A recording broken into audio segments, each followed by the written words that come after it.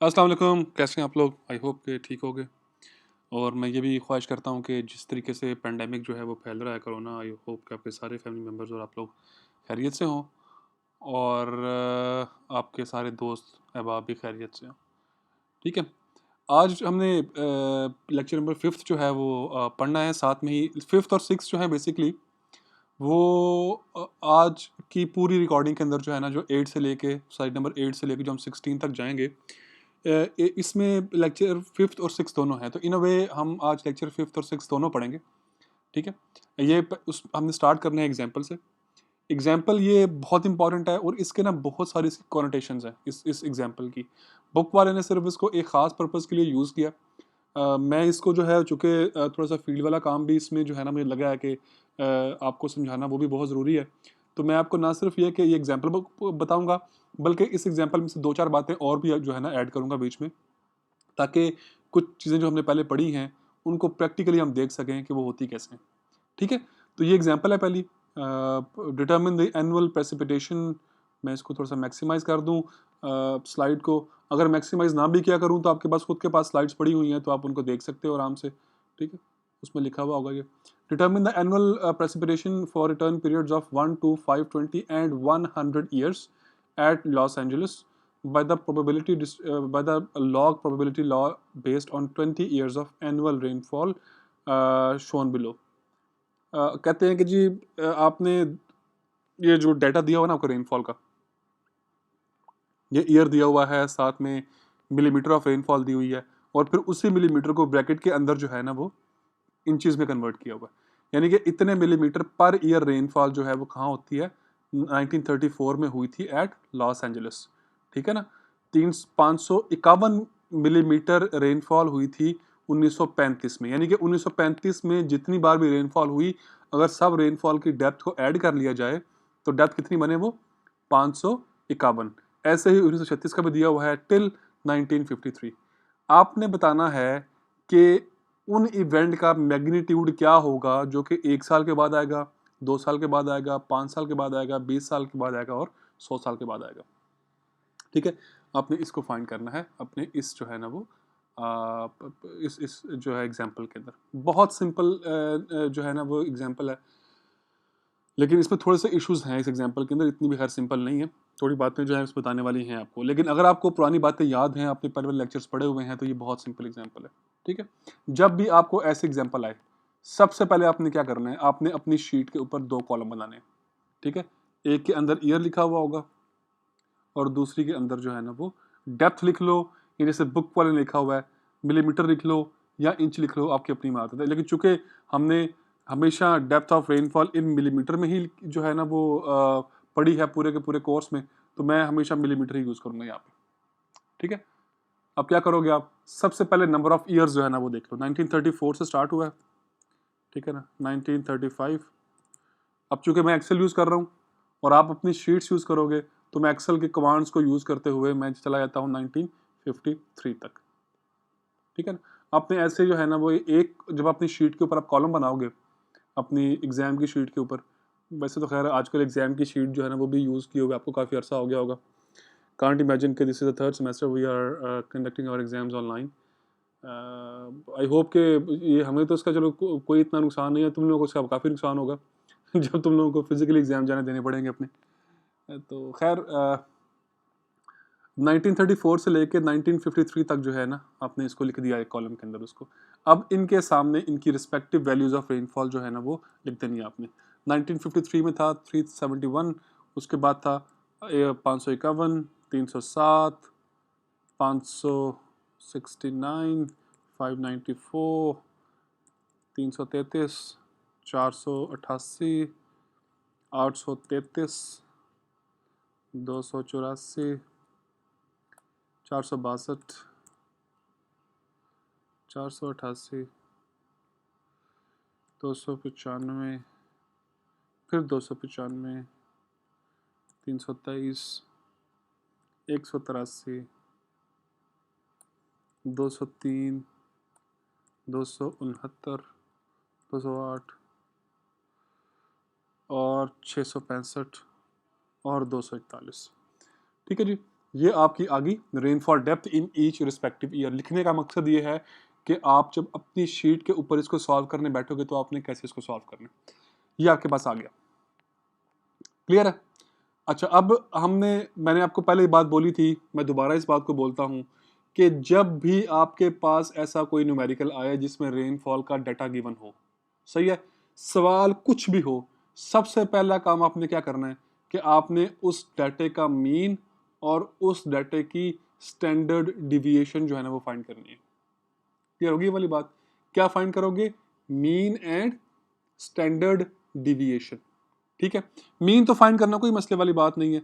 क्या करोगे आप कि इन सारी चीजों को ऐड करके, ठीक है, और टोटल नंबर से डिवाइड कर दोगे। मैंने क्या किया, इन सारों को पहले ऐड किया। ठीक है, मैं इसके नीचे ना यहाँ पे आपके लिए लिख देता हूँ यहाँ पे कि सबसे पहले ये सम वाला है, इसके सामने जो है ना इन सारों का सम आएगा।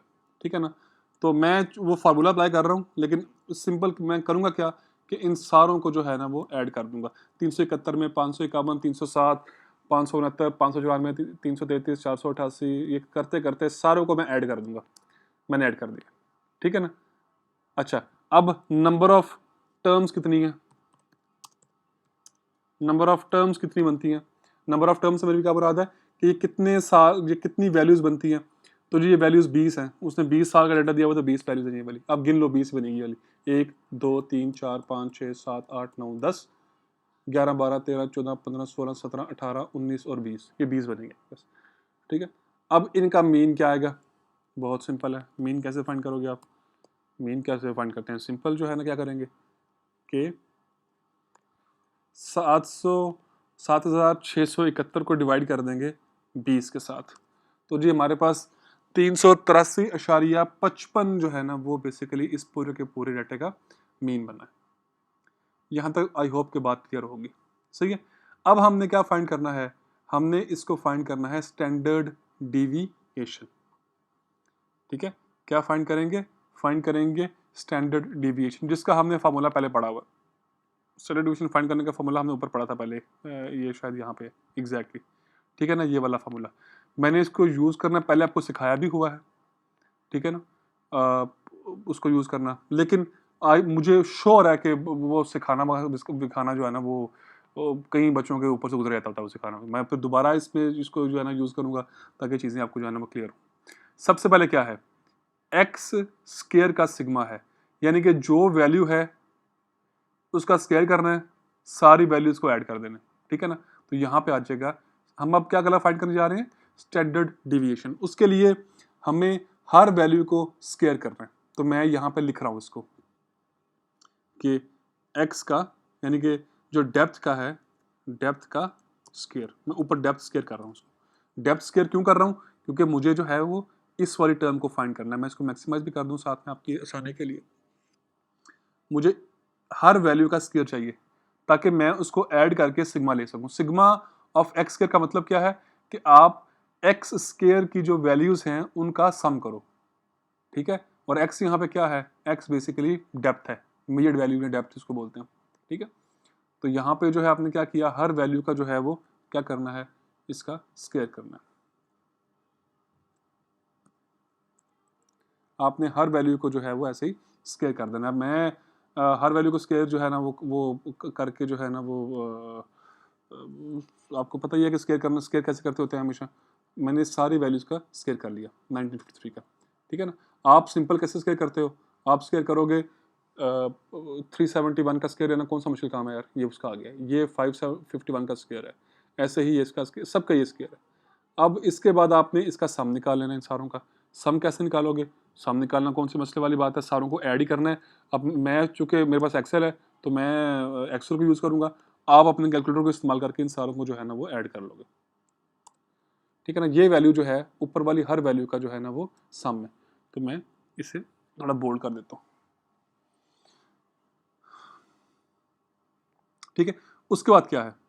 उसके बाद ये है कि आपने जो x का सिग्मा है, यानी कि x का सिग्मा क्या है, ये x है ना, इन सारी वैल्यू का सिग्मा, उसका मतलब क्या होता है कि सम। तो सम तुमने पहले निकाला हुआ उसको डिवाइड करना है किसके साथ? नंबर ऑफ टर्म्स के साथ।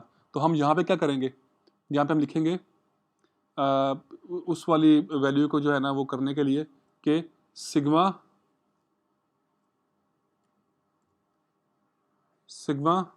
ऑफ एक्स का स्क्वायर।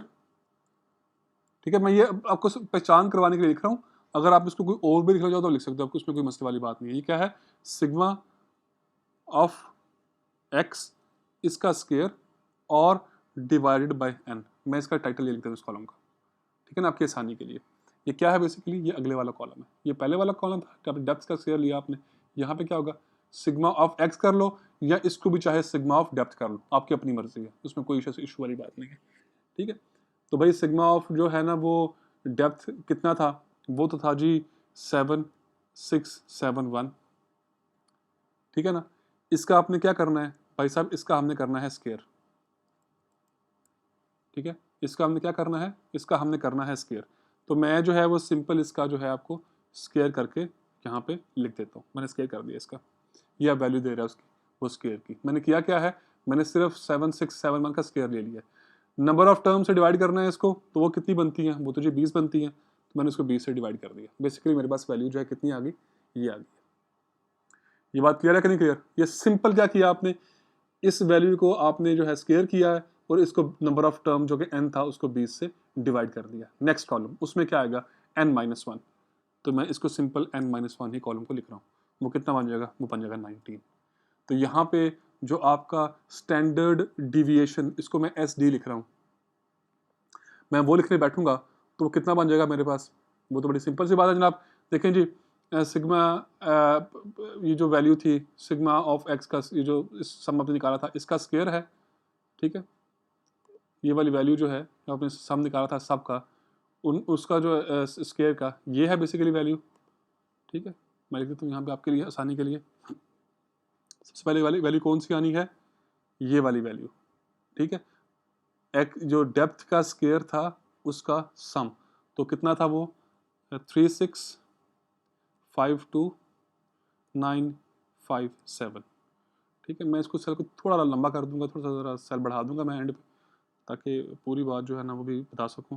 माइनस जो दूसरी टर्म थी ये वाली टर्म, माइनस ये आ जाएगा 294212.05, ये आ गया। इनके दोनों के गिर्द मैंने ब्रैकेट डाल देनी है ताकि मुझे जो है ना वो क्लियर रहे। ठीक हो गया, और इसको आपने डिवाइड करना है किसके साथ, n-1 के साथ। n-1 कितना बनता है, वो बनता है 19। तो मैंने इन दोनों को डिवाइड किया 19 के साथ। अब चूंकि मेरे पास एक्सेल है तो एक्सेल के लिए फॉर्मूला जहाँ पे मैंने अप्लाई करना है पहले मुझे इक्वल टू लगाना पड़ेगा।